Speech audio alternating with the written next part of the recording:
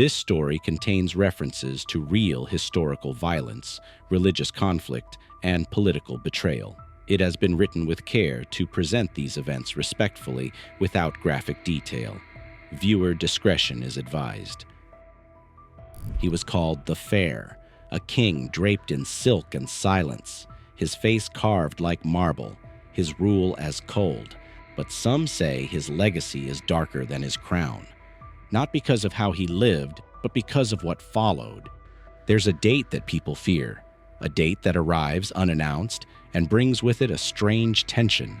Whispers pass it off as bad luck, a superstition, something about numbers, something about fate, but somewhere in the back of our minds, it sticks. It feels wrong. It feels cursed, and no one ever asks where it came from, because the truth doesn't sound like a fairy tale. It begins with a king, and a betrayal so deep its echo still lingers in calendars. A single moment, forgotten by most, but felt by many. Philip IV ruled France with a still hand and sharp eyes. He wasn't loud. He didn't need to be. He made laws not with words, but with silence, with fear, with power that didn't shout, it watched. Under his rule, gold changed hands. Thrones trembled, faith fractured. And then, on a cold October morning, the silence broke. Across France, men were taken from their beds, dragged through stone streets, accused, tortured, burned, erased. They were soldiers, priests, bankers, warriors of God. But to Philip, they were a threat. That day, history bent, a quiet shift, and something else began, a shadow stretching across time. No one can prove that date, a Friday, truly holds a curse. But after you hear what happened, you might believe it anyway. Philip IV was born into a world of crowns and calculations. The year was 1268. France was powerful, but fragile. Kings ruled, but only as far as their swords could reach. And Philip was raised to rule with more than just steel. He was trained in silence, control, and the art of debt. He became king at just 17, after the sudden death of his father, young, untested, and surrounded by older men who whispered like snakes. They expected to use him, to mold him, but they underestimated what he was becoming. Philip watched, listened, waited. He didn't rant, he didn't boast, and he never forgot an insult. They called him the Fair because of his looks, tall, pale, almost regal. But behind that face was something colder. He believed kings shouldn't ask for power. They should take it. And he did. He took control of his court, then his nobles, then the church's influence inside his borders. Bit by bit, he shaped France into something harder, more efficient, more afraid. He taxed everything: salt, wine, doors. He taxed the church, which had never happened before. When priests resisted, he punished them. When the Pope pushed back, Philip pushed harder. He passed laws to control speech, to control coin. He built a kingdom where silence became obedience, and obedience became survival. Philip didn't trust easily. He didn't forgive often. And he didn't forget threats, real or imagined, which brought him to the one group he couldn't quite touch, the Knights Templar. They were rich, independent, untouchable. Their network stretched across Europe. They protected pilgrims. They lent money. They held secrets. And they didn't answer to kings, only to the Pope. To Philip, they were an insult. Worse, they were a rival throne without a crown. At first, he tolerated them, used their banks, borrowed their coin, let them believe they were safe. But behind closed doors, he was watching, weighing, waiting. He saw their gold, their guarded temples, their cryptic codes, and something about it all unsettled him, not just politically, but personally. He saw not just men in armor, but an empire growing inside his own. And in Philip's world, power wasn't something you shared. It was something you claimed, alone. The Templars didn't see it coming. For years, they had been untouchable, warriors of the Crusades, defenders of the church, and trusted keepers of Europe's wealth. They had their own fortresses, their own rituals, their own laws. They answered to the Pope and no one else. But Philip IV didn't need permission. He needed control. France was in debt, deep debt. Wars were expensive. Armies needed food, weapons, coin, and Philip had borrowed heavily from the Templars, the very men who walked his streets in armor and prayer, carrying ledgers heavier than their swords.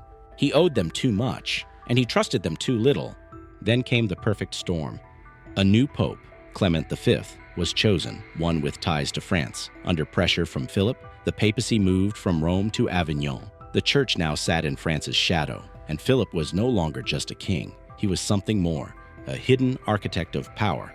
He began planting doubts, whispering of heresy, of secret rituals, of crimes hidden behind stone walls and white robes.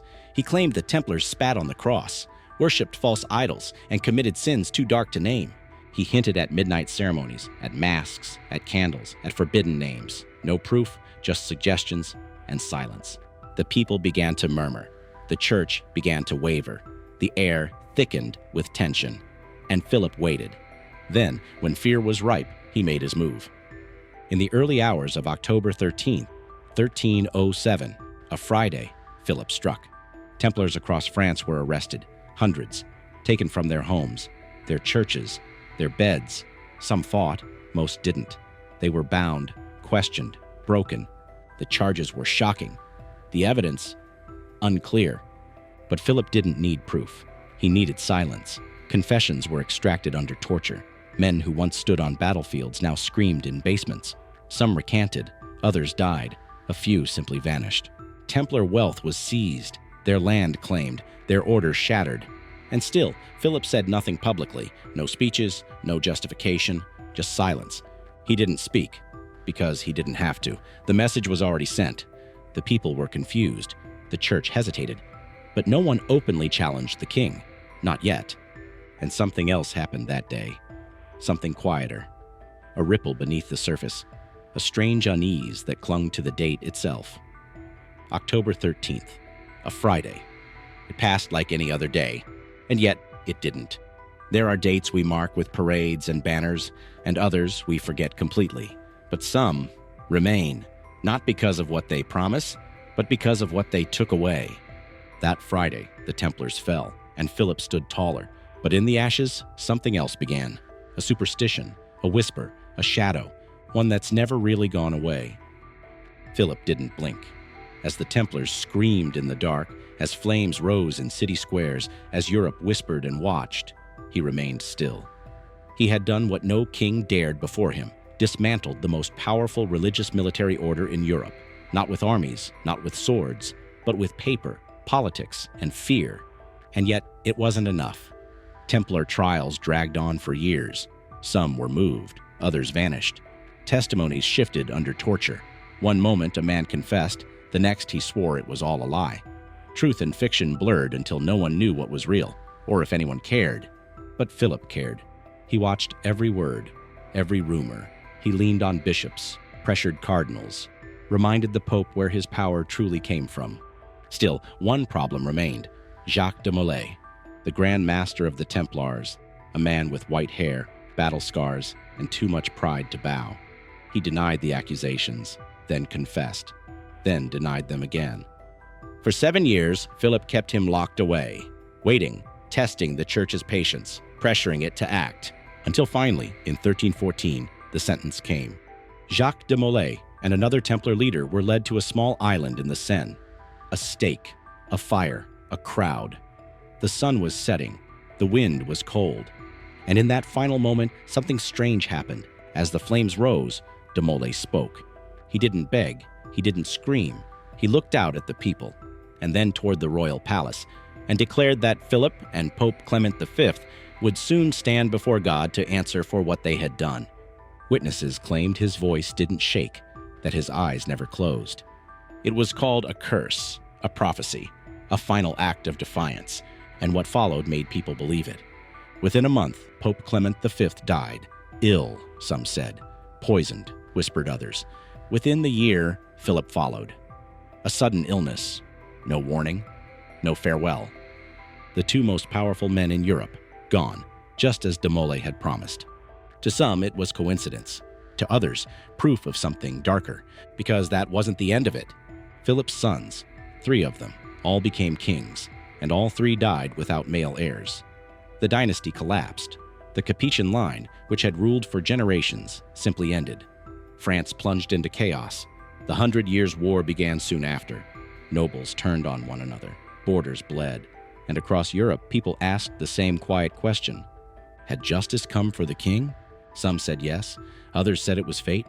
But in the corners of taverns, behind church doors, in the letters of monks, one theory refused to die: that Philip had gone too far, that in trying to erase the Templars, he awakened something older, something buried beneath stone and blood, something that doesn't forget. And through it all, that same date echoed: a Friday, the 13th.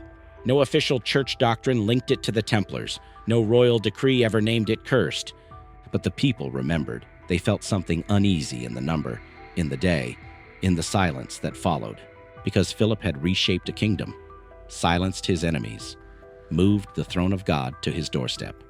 But in doing so, he made himself into something else. Not just a king, a name people feared to speak. Philip died in the autumn of 1314. He was only 46. No sickness had been reported, no long illness, just a sudden collapse while hunting. Some said it was a stroke. Others believed it was something else, something unseen. A reckoning, maybe, or justice arriving in silence. There was no triumph, no grand farewell, just a quiet ending to a life that had moved nations like chess pieces. And the silence after his death felt heavy. His son Louis took the throne, but not for long. Then Philip's second son ruled, then the third. All three wore the crown. None left a lasting legacy. None produced a male heir. 3 sons, 3 thrones, 3 dead ends. It was as if the bloodline itself unraveled, pulled loose by something they couldn't hold together. Historians called it succession crisis. Others called it divine judgment. But people remembered de Mole's curse. They spoke of the fire, of the final words, of the sudden timing. And something about it didn't sit right. France, once solid under Philip's control, cracked open. Factions rose. Families turned on each other. Foreign powers circled like wolves. The 100 Years' War began, a conflict that would drain the country for over a century. The church, which Philip had bent to his will, never fully recovered its authority in France. Avignon remained the papal seat for decades, a reminder that even heaven could be moved by a determined king. And through it all, people remembered October 1307. The arrests, the burnings, the silence, the date that hung in the air like smoke long after the fire was gone. Superstition took root, not because of what people were told, but because of what they felt. That somehow a curse had been cast, not by witches or ghosts, but by power unchecked, cold, absolute. Some said Philip's ambition had rotted the core of the monarchy, that his need to control everything, the church, the crown, the coin, had created an empire built on fear, not loyalty, and fear has a way of collapsing when the hand that enforces it disappears. There were no monuments built in Philip's honor. No hymns were sung in his name. His grave is not visited by pilgrims. He left behind no cathedral, no school, no speech remembered by the people. Only laws, only ashes, only silence. He had ruled completely, without mercy, without question. But legacy is strange. It's not always carved in stone. Sometimes it's carried in whispers, in dates, in shadows. Was he a reformer, a tyrant, a visionary, or something worse? Because even in death, his shadow lingered, in courts, in curses, in calendars, and in the quiet corners of history books where truth and myth blur into something colder. His legacy became a riddle, a man who ruled absolutely, and yet vanished completely. No final words, no confession, no reckoning, just an empire of silence.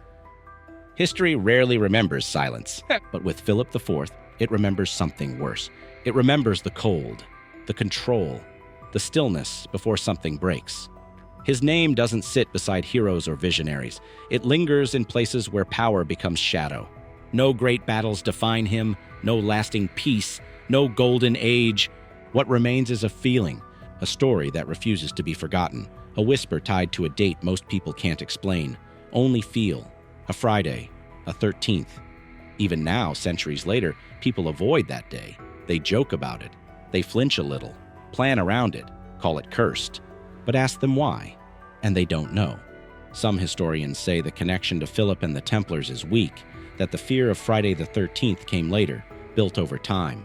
And maybe that's true, but then again, fear doesn't always follow logic.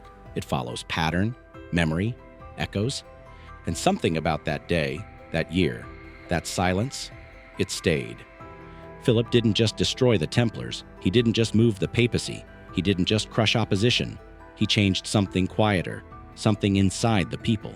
He taught them that power could wear a calm face, that kings could act without swords, that silence could kill louder than armies. He didn't build a kingdom of devotion. He built one of obedience, and that even the most sacred things, brotherhood, faith, justice, could burn.